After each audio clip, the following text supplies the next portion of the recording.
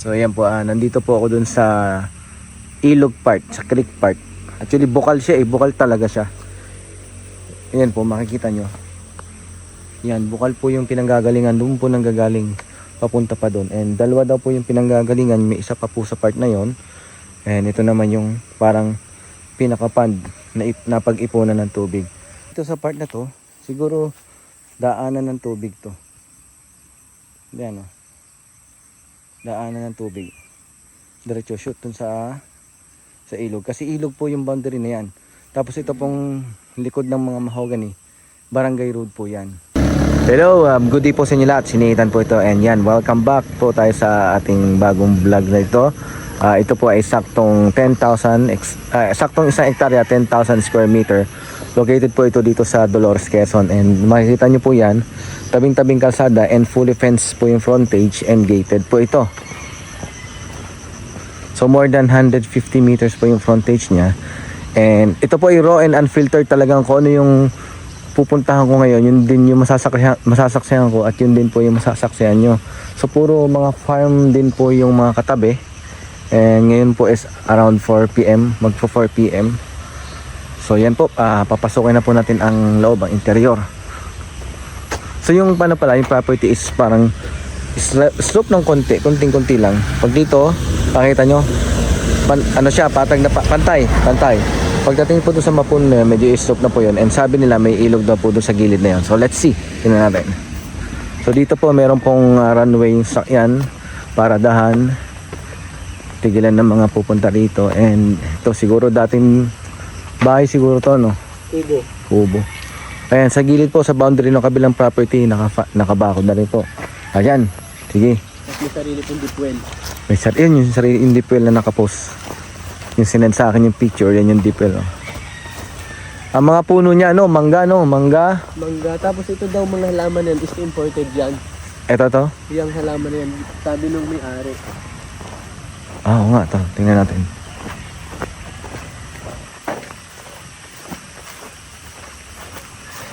Ito no. Hindi ko rin alam kung ano to. Sabi kasi imported daw po ito eh. Yan. Yung lupa niya, patag naman pero may kulot lang naman, kulot lang. Banayad yung pagkain niya. Ito lang yung pagka-slope, yung slope niya doon, papunta doon sa may dunggang ilog sa pato doon. Okay, puntahan natin yung yung boundary dito na isa. Ang shape niya ay square, no? Square. Tapos yung mga puno naman, namumunga na. Oo nga, no. Namumulaklak. Ano gito? Namumulaklak pa lang o katatapos lang? Late yan. Pamunga pa lang, bukuhan pa lang. Ngayon pa lang. Yan, nandito na kami sa parang pinaka-peak point ng lupa. At ito yung tanawin. Ang ganda, oh.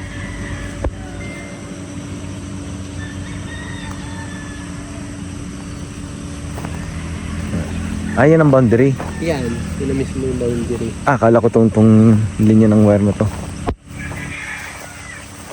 So bakod pa rin pala hanggang dito. Paikot po yan, may barbed wire. Paikot talaga.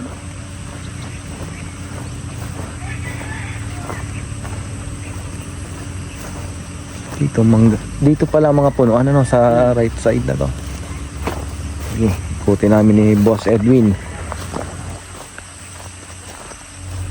Ito ay tumawid na kuryente siguro, Tumawid lang na kuryente. Meron din mga ilang langka na nandito. Ay, yan, langka, oh. Baka may pinaggamitan sila dun. Ito na ang boundary. Apo. Ito may kakao. Kahit ako lang, sisilipin ko kung may muhon dito. Ano po ito? Raw talaga. Kumbaga pagdating ko dito, diretso vlog na. Hindi ko na nasilip muna. Nagpasama na lang ako kay Edwin. Diretso na kami. So ito yung palatandaan. Okay. Hindi ko lang mahanap kung may muhon. Possible. Kasi sabi niya ito itong linyada na to So malamang itong punong ito ang boundary. Okay, so dito po ay di ko makita kung may muhon. Okay. Ano yan? Ayan, sa kabila na yan. Pero ito sigurado kang ito yung boundary. Kasi doon na lang tayo sa may medyo pababa. So ipopos ko na lang ho muna at doon ako mag-resume sa part na yon. Tama. So yan, kaya kung makikita ninyo, clean cut tong mga damo kasi may nagme-maintain, may nagtatabas talaga dito. Kaya yun ang kagandahan pag isang property na may maintain, aayusan. Kaya pag parang tao pag nabihisan, nalinisan, maayos tingnan. Ito manggahan na. So yan, dito na po merong slant na part. Obvious na ho yung pagka-slant niya, pero hindi po siya bagsak, gradual po siya. So yan, kung makikita nyo yung angle, ito po ay patag din. Yan, mag-slope na po pa ganyan, konting-konti lang. And very normal naman pagkapailog. Kasi iilog ba talaga yun? O creek? Bakit ilog lang? Creek. Hindi naman namamatay. Pero may tubig. Ito ilog. Yan, dito. Tapos yan, and then yung property, is meant na yung may ilog. Matras naman siya papunta sa loob. Ito yung pababa na talaga. Mm. Kasi pailog na to eh. Ayan o, para makita nyo po yung pinanggalingan namin. Yan ang angle.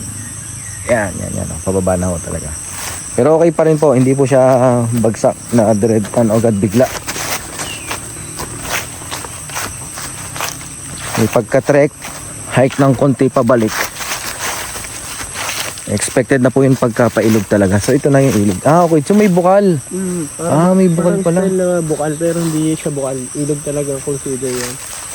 Ito, may lagusan dito.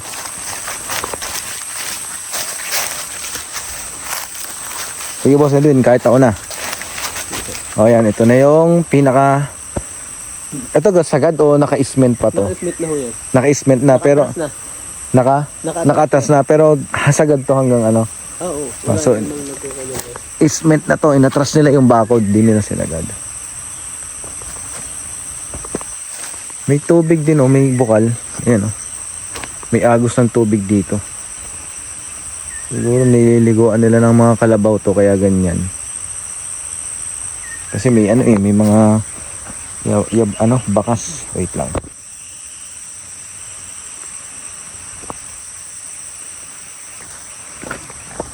Bukal po yan.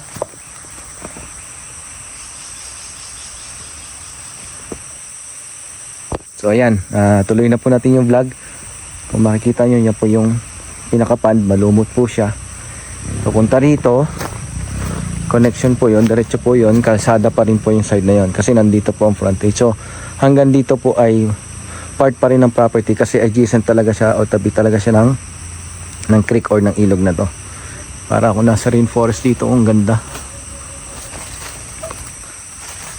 Ayan, babalik na po kami sa loob ng property. At ito na yung pataas na part.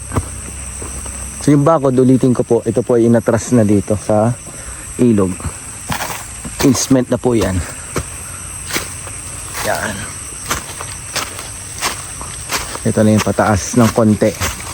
Pero pagdating po dito sa part na to, gradual na yung niya, yung slope niya. So ito ay hike ng konti. Yan. Ayan. Okay na. Makaka-relax na ang tuhod. Ito ay rambutan, mahogany, mga mangga, May saging, may ilog, may bukal. Tapos boss, lahat yung malalaking mahogany ninyo, sakop yun ng property. Sakop. Yung nakabakod na yun. Sayang mahogany to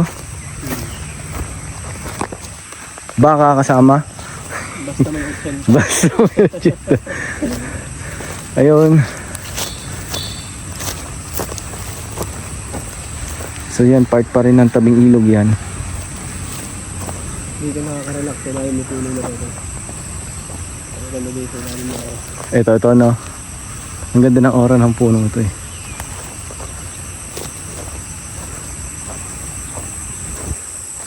So dito makikita nyo lahat ng hingal ako dun lahat ng tatamaan ng puno na to papunta rito, yun ang nasasakupan ng lupa ng 1 hectare.